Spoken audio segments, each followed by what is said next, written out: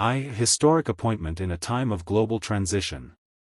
In a pivotal move that marks a new chapter in the Catholic Church's commitment to life ethics, Pope Leo XIV has appointed Monsignor Renzo Pegoraro as the new president of the Pontifical Academy for Life. This significant appointment comes at a time of growing global dialogue around bioethics, technological innovation, healthcare justice, and human dignity. The Pontifical Academy for Life, founded by Pope John Paul II in 1994, serves as a vanguard institution dedicated to promoting the consistent and comprehensive teaching of the Church on the sanctity of life. Monsignor Pegoraro's elevation is not merely a bureaucratic or ceremonial decision, it represents a theological, intellectual, and spiritual endorsement of his deep-rooted expertise, ethical clarity, and long-standing commitment to bioethical discourse. As a priest, physician, and ethicist, Pegoraro embodies a rare blend of science and faith, tradition and innovation. This detailed exploration examines the context, implications, biography, vision, and theological resonance of this appointment, illuminating the broader mission of the Pontifical Academy for Life under the new presidency and how it aligns with Pope Leo XIV's broader ecclesial priorities. To get more of this video, subscribe, like, comment and share. 2. The Pontifical Academy for Life, Origins, Mission, and Global Role. Founding and Vision. The Pontifical Academy for Life was founded by St. John Paul II in 1994 with the mission of studying and promoting the Church's teachings on life from conception to natural death.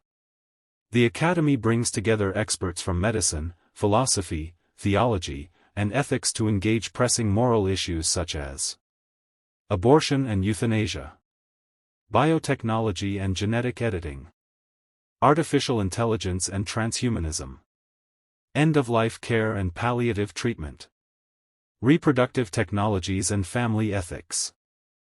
Structure and evolution. Over the past 3 decades, the Academy has expanded its scope under different popes, responding to cultural shifts, medical progress, and ethical challenges. It operates under the Dicastery for Culture and Education and closely collaborates with Vatican-led initiatives in healthcare, theology, and science. Under Pope Francis, the Academy embraced a more dialogical and interdisciplinary approach, engaging scientists, philosophers, and interfaith leaders. Pope Leo XIV's papacy appears poised to deepen that legacy while clarifying certain moral principles that may have become blurred in an age of ethical relativism and hypermodernity. 3. Who is Monsignor Renzo Pegoraro? Biography and background. Early life and ordination. Monsignor Renzo Pegoraro was born in Padua, Italy, a city with a storied tradition of Catholic learning and medical excellence. He was ordained a priest in the Diocese of Padua and early on displayed a keen interest in the moral dimensions of healthcare and science. Pegoraro studied both medicine and theology, ultimately earning a doctoral degree in bioethics from the Pontifical Gregorian University in Rome. Academic and professional achievements. Pegoraro's academic contributions span more than 25 years. His work includes serving as Chancellor of the Pontifical Academy for Life since 2016, teaching medical ethics at several Catholic universities in Italy and abroad, publishing over 150 articles and books on bioethics, medical theology, and life issues, acting as a member of various advisory boards in European and international ethical committees. He is widely respected not only for his deep intellectual grasp of complex issues but also for his pastoral sensitivity and capacity to synthesize church teaching with contemporary scientific realities. Global engagement and influence. As Chancellor of the Academy, Pegoraro helped guide the institution through some of the most challenging ethical debates of our time, such as the global COVID-19 pandemic and vaccine ethics, end-of-life care and euthanasia legislation in Europe, debates on AI and robotics within the scope of human dignity, fertility treatments and the rights of the unborn. His calm, deliberate, and collaborative style made him a trusted voice among bishops, theologians, doctors, and even secular bioethicists. 4. Pope Leo XIV's vision for the Academy, a theological and strategic mandate. A. Reinforcing doctrinal foundations. Pope Leo XIV, known for his robust theological orthodoxy and his calls for spiritual renewal in the digital and postmodern age, views the Pontifical Academy for Life as a moral compass in a world grappling with the devaluation of human dignity. By appointing Pegoraro, he is not only endorsing the man but reaffirming the mission to anchor all bioethical inquiries in the Gospel of Life, Evangelium Vitae. In his appointment statement, the Pope emphasized, "The protection of life is not merely a doctrinal necessity but a prophetic witness." In Monsignor Pegoraro, we see a leader who can engage the world without surrendering the truth. B. Bridging science and spirituality. Leo XIV aims to elevate the Academy as a place where Catholic ethics engage the most advanced science, not with hostility, but with humility and hope. Pegoraro's background makes him uniquely suited to this dialogue, as he can articulate church teaching in a language intelligible to secular thinkers while maintaining fidelity to Catholic tradition.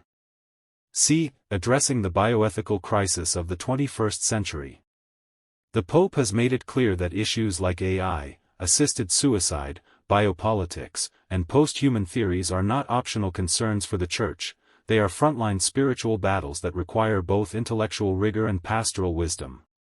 Under Pegoraro's leadership, the Academy will likely focus on creating Vatican-sponsored international ethical guidelines, publishing accessible theological reflections on emerging technologies, partnering with Catholic universities to train a new generation of bioethicists, hosting global interfaith dialogues on life protection.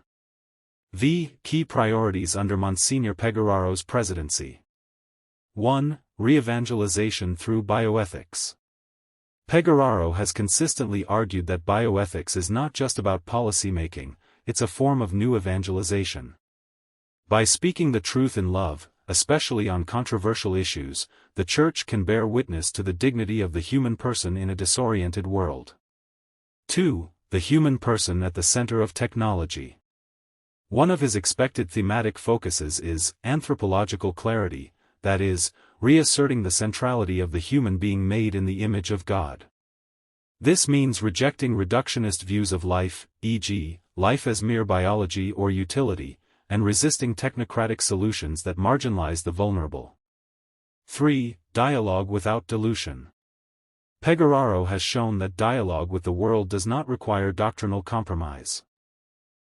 He is likely to steer the Academy in a direction where respectful conversations with other ethical frameworks, e.g., secular humanism, Islam, Buddhism, can occur without diluting Catholic identity.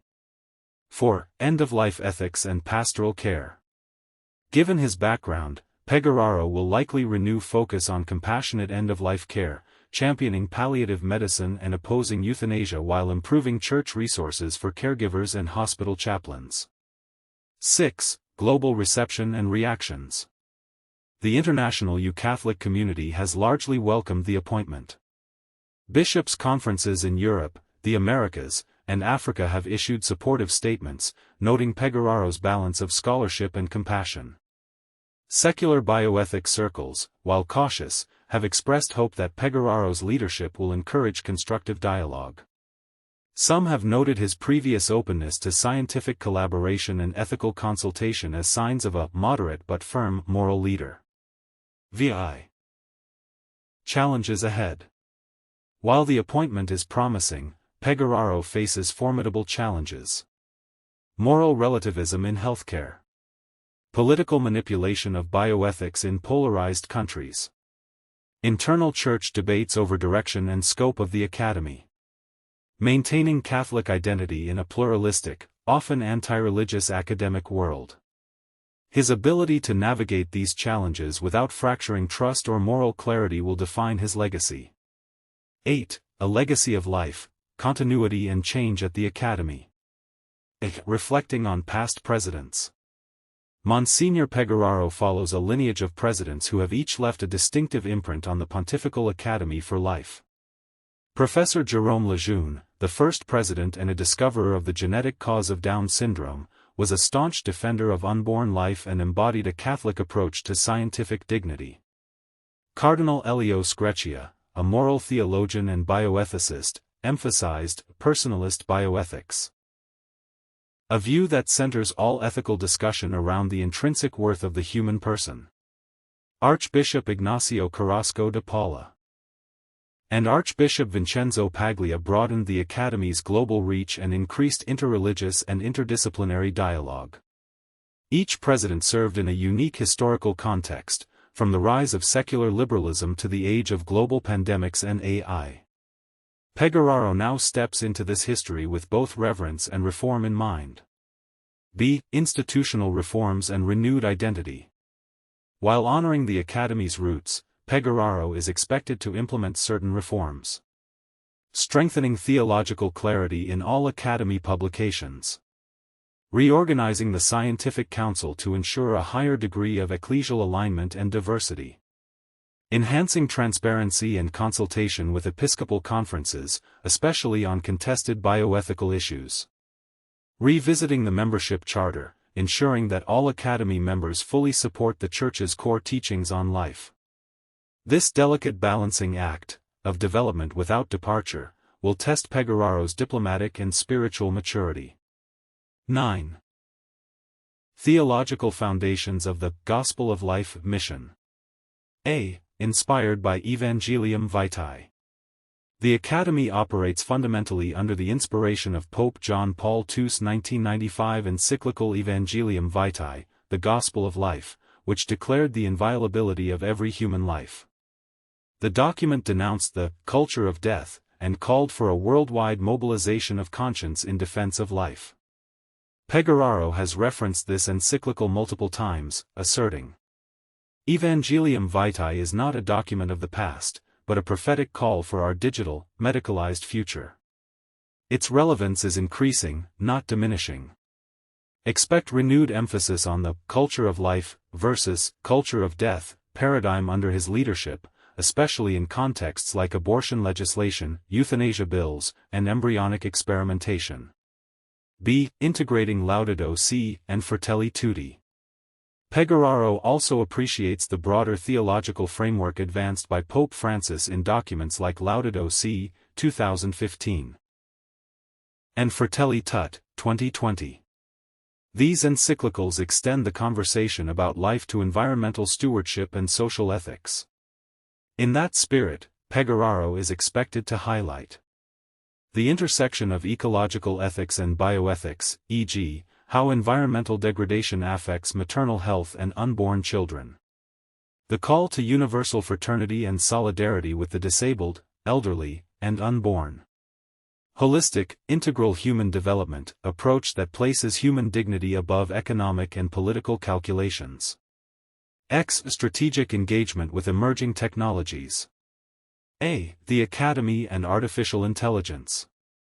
One of the most pressing challenges for the Pontifical Academy for Life is the ethical regulation of artificial intelligence, AI. Pope Francis, and now Pope Leo XIV, have shown consistent concern about AI's impact on freedom, dignity, and moral responsibility. Pegoraro is well positioned to lead Vatican conversations around AI in healthcare diagnostics and treatment, ethical programming and machine morality, data privacy and the dignity of the person. The spiritual implications of AI replacing human care in end-of-life scenarios. Expect the Academy to publish guidelines for ethical AI, possibly developed in conjunction with global Catholic universities and tech ethicists. B. Human enhancement and genetic engineering. The ethical frontiers of gene editing, CRISPR, human enhancement, and posthumanism will also be on Pegoraro's radar. As science rushes ahead, the Church must interpret and discern with clarity. Likely Academy actions include international bioethics conferences on gene therapy versus eugenics, collaboration with scientists on safeguards for inheritable genome modifications, Catholic reflections on limits of human self-modification and dignity. Pegoraro will have to answer the essential theological question, what does it mean to be human, and how far can we go in modifying human nature without violating divine intention? Regional priorities. Bioethics across cultures. A. Europe, battleground of euthanasia and secular bioethics. Europe remains the epicenter of the most aggressive legislative moves toward legal euthanasia, assisted suicide, and embryo experimentation. Pegoraro, a European himself, will confront this head-on by engaging with EU policymakers to offer ethical alternatives, mobilizing Catholic hospitals and healthcare networks to serve as models of compassionate, non-lethal care, supporting pro-life lobbying efforts through Catholic bioethical think tanks.